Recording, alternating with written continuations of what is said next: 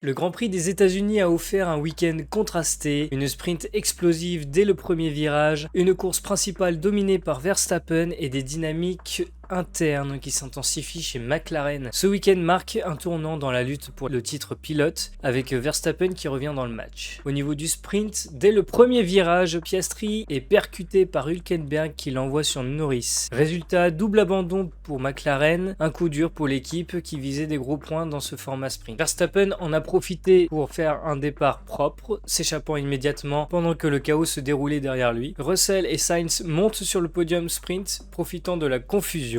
Hülkenberg, responsable indirect du contact, termine hors des points après avoir subi des dégâts. Hadjar, bien qualifié, chute hors des points après une mauvaise gestion des pneus et un contact avec Alonso.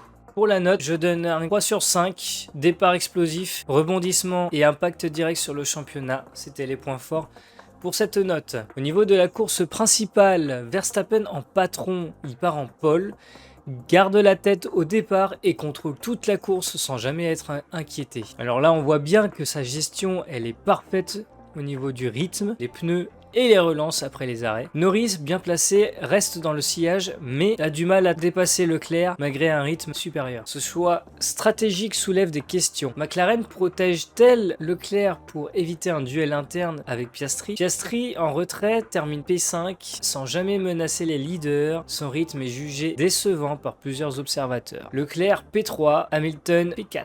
Ferrari confirme sa montée en puissance. Ma note pour cette course principale, 2 sur 5. Elle reste propre, stratégique, mais peu de rebondissements. Les quelques actus à la suite de ce Grand Prix. Eh bien, Mercedes confirme les contrats. C'est tombé juste après avoir posté ma vidéo de chrono la semaine dernière. Bref, Russell et Antonelli sont reconduits pour 2026. Annonce officielle en conférence par Toto Wolff, qui dit d'ailleurs: on mise sur la continuité, mais on reste attentif au marché. La stabilité est stratégique, mais la performance de Russell reste en retrait face à Verstappen. McLaren, après le double abandon en sprint, Piastri évite les médias, Norris reste diplomate. En course, Norris hésite à attaquer Leclerc, ce qui soulève des questions sur les consignes internes. Piastri manque de rythme et l'équipe semble divisée sur la gestion de ses routes, alors que Verstappen revient fort dans la course au titre. Le championnat est donc relancé. Verstappen réalise un week-end parfait. Pole position, victoire sprint, pole GP,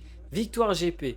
Il revient à 40 points de Piastri et relance la lutte pour le titre. Le trio Piastri-Norris-Verstappen est désormais en pleine bataille. Au niveau du classement du championnat pilote, Oscar Piastri reste devant à 346 points avec 14 points d'avance sur Lando Norris qui est à 332 points. 40 points derrière Piastri, Verstappen à 306 points. George Russell est 5e à 252 points et Charles Leclerc à 192. Au niveau des constructeurs, McLaren est à 678 points, devant Mercedes 341 points, en lutte très serrée avec Ferrari avec 334 points et Red Bull Racing aussi qui est à 331 points. La deuxième place est très convoitée.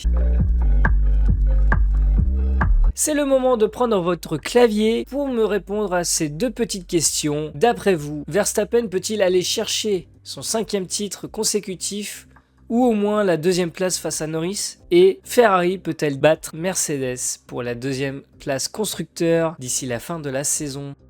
Voilà pour le débrief du GP d'Austin. Si t'as kiffé, lâche ton like, abonne-toi à la chaîne et dis-moi en commentaire si Verstappen peut encore jouer le titre et si Ferrari peut battre Mercedes. On se retrouve très vite pour le prochain débrief. Ciao!